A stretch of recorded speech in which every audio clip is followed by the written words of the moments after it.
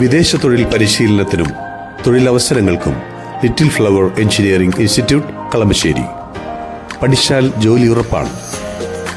5 സംസ്ഥാനങ്ങളിലായി നടക്കുന്ന തെരഞ്ഞെടുപ്പ് 2027 തുടക്കത്തിൽ ഉണ്ടാകും. അതായത് ഉത്തർപ്രദേശ്, പഞ്ചാബ്, ഉത്തരാഖണ്ഡ്, മണിപ്പൂർ, ഗോവ എന്നീ സംസ്ഥാനങ്ങളുടെ കാര്യമാണ്.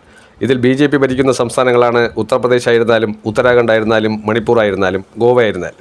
പഞ്ചാബിലെ ഭരണം കോൺഗ്രസിൽ നിന്നും നഷ്ടപ്പെട്ടു. എന്നാൽ 2027 തെരഞ്ഞെടുപ്പിൻ്റെ റിസൾട്ട് വരുമ്പോൾ ഉത്തരാഖണ്ഡും പഞ്ചാബും മണിപ്പൂരും തിരിച്ചുപിടിക്കാൻ കോൺഗ്രസിന് കഴിയുമെന്ന പ്രതീക്ഷയുണ്ട്.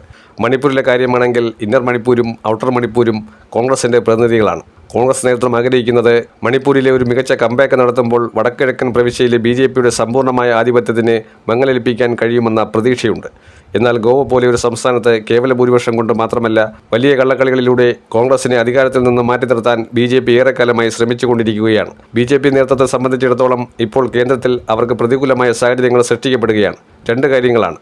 ഒന്ന്, ധർമ്മേന്ദ്ര പ്രധാനും അതുപോലെ ഗഡ്കരിയുമൊക്കെ വലിയ തോതിൽ അഴിമതിക്കാരാണ് എന്ന് തെളിയിക്കുന്ന സാഹചര്യത്തിലേക്ക് കാര്യങ്ങൾ പോകുന്നു. മറ്റൊന്ന്, നരേന്ദ്രമോദിയുടെ ഇമേജ് വെച്ചുകൊണ്ട് ഓരോ സംസ്ഥാനങ്ങൾ പിടിച്ചെടുക്കുമ്പോൾ BJP ഇന്നേ വരെ മുഖ്യമന്ത്രി സ്ഥാനം നേടിയെടുക്കാത്ത ബംഗാളിലും ബീഹാറിലുമൊക്കെ അവർ മുഖ്യമന്ത്രിമാരെ സൃഷ്ടിച്ചെടുക്കുന്ന അല്ലെങ്കിൽ നേടിയെടുത്തിരിക്കുന്ന ഒരു സാഹചര്യം കൂടിയുണ്ട്. പക്ഷേ അതിലെല്ലാം ഉപരിയായി അവർക്ക് വിലങ്ങുതടിയാകുന്ന മറ്റ് ചില ഫാക്ടേഴ്സുണ്ട്. അതിലൊന്ന് എന്ന് പറയുന്നത് BJP ലോക്സഭാ തെരഞ്ഞെടുപ്പിൽ അവരുടെ അമിത ആത്മവിശ്വാസം കാരണം ശക്തി ദുർഗങ്ങളിലുണ്ടായ നഷ്ടങ്ങൾ അത് നികത്തിയെടുക്കാൻ ഇനിയും കഴിഞ്ഞിട്ടില്ല. മറ്റു പല പ്രദേശങ്ങളിൽ അധികാരം കിട്ടുമായിരിക്കാം. താൽക്കാലികമായി അതുവഴി രാജ്യസഭാ തെരഞ്ഞെടുപ്പിൽ അവർ നേടിയെടുക്കുന്ന വിജയം. അതിനേക്കാൾ ഉപരിയായി ഇനി നടക്കാൻ പോകുന്ന തെരഞ്ഞെടുപ്പുകൾ കോൺഗ്രസ് എടുക്കുന്ന ഒരു മുന്നൊരുക്കമുണ്ട്. ദേശീയ തലത്തിൽ ഇന്ത്യ മുന്നണി എന്ന രീതിയിലേക്ക് സംയുക്തമായി മുന്നോട്ട് പോകാതെ കഴിയില്ല. മുന്നണി സംവിധാനം മാത്രമല്ല, കോക്രോച്ച് ജനതാ പാർട്ടി തുടങ്ങിയ നിരവധി പ്രക്ഷോഭ സംഘടനകളുടെ പിന്തുണയോടുകൂടി പ്രവർത്തിക്കുക.